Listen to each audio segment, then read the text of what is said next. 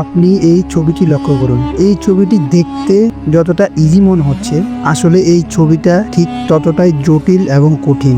আর এটাই হচ্ছে মিশরের পিরামিডের ছবি। এর সম্পর্কে আপনারা আগেও হয়তো কিছু না কিছু জেনেছেন, কিন্তু আমি আজ আপনাদের বলবো এর আসল রহস্য। এই পিরামিডটি তৈরি করা হয়েছিল প্রায় 4000 বছর আগে।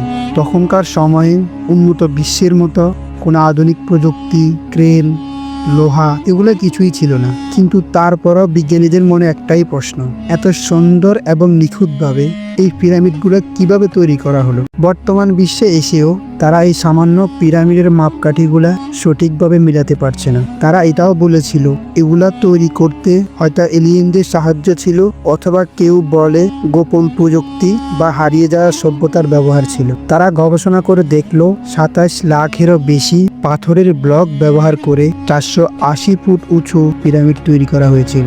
আর এখানে সবচেয়ে বড় অবাক করার বিষয় হলো প্রতিটি পাথরের ওজনে ছিল প্রায় 2 থেকে 70 টন।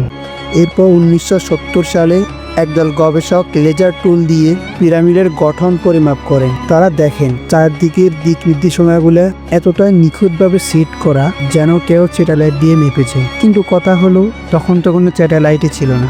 আরও আশ্চর্যের বিষয় হলো পিরামিডের ভিতরে এমন কিছু ঘর আছে যেগুলোর কাজ এখনো কেউ ব্যাখ্যাই করতে পারেনি। কিছু বিজ্ঞানী মনে করেন এগুলা শুধুই কবর নয়, এক ধরনের শক্তি কেন্দ্র বা অজানা প্রযুক্তির প্রতীক। তাহলে ভাবতো 4000 বছর আগের মানুষগুলো কেমন মস্তিষ্ক আর দক্ষতা নিয়ে কাজ করত।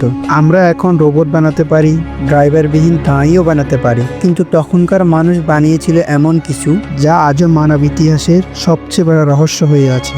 আর এই রহস্য প্রমাণ করে মানুষের ক্ষমতা সীমাহীন।